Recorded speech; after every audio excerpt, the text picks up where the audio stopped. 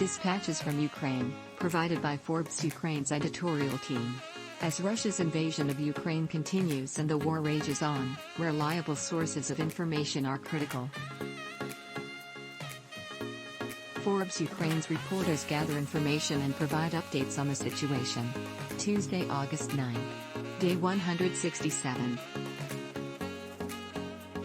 By Dmytro AksyonovOne, one person was killed and 6 more injured when multiple explosions occurred at a Russian air base near Novofedorivka on the western coast of the Crimean peninsula. Russia invaded and annexed Crimea in 2014 and Ukraine considers the land an occupied section of its territory.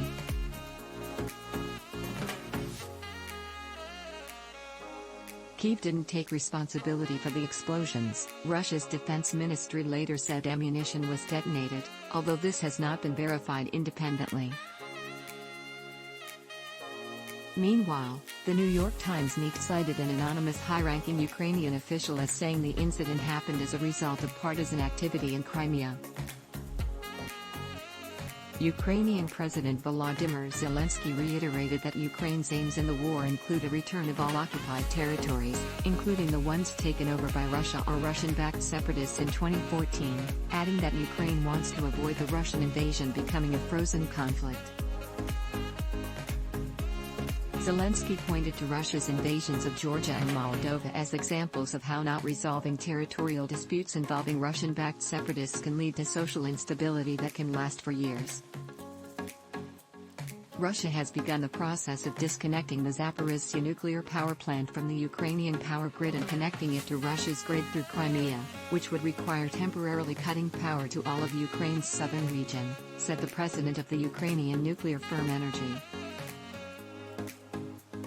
The Zaporizhzhya NPP has been a hot topic of discussion ever since it was shelled on August 6, prompting both sides to accuse one another of nuclear terrorism. Estonian Prime Minister Kaja Kallas and Finnish Prime Minister Sanna Marin have pushed for the EU to curb Russian tourism to combat Russian aggression, pushing for the bloc to stop issuing visas to Russians altogether, except for extraordinary circumstances. Their comments come after Ukrainian President Volodymyr Zelenskyy called on Western countries to impose travel restrictions on all Russians, instead of a select few affected by sanctions. Russian pipeline monopoly, Transneft, said on Tuesday that the Ukrainian pipeline firm, Ukretransnefta, suspended Russian oil pipeline flow to parts of Central Europe because Western sanctions prevented it from accepting transit fees from Moscow. The suspension of pipeline flow will affect Slovakia, Hungary and the Czech Republic, which all rely heavily on Russian crude and have limited ability to import alternative supplies by sea.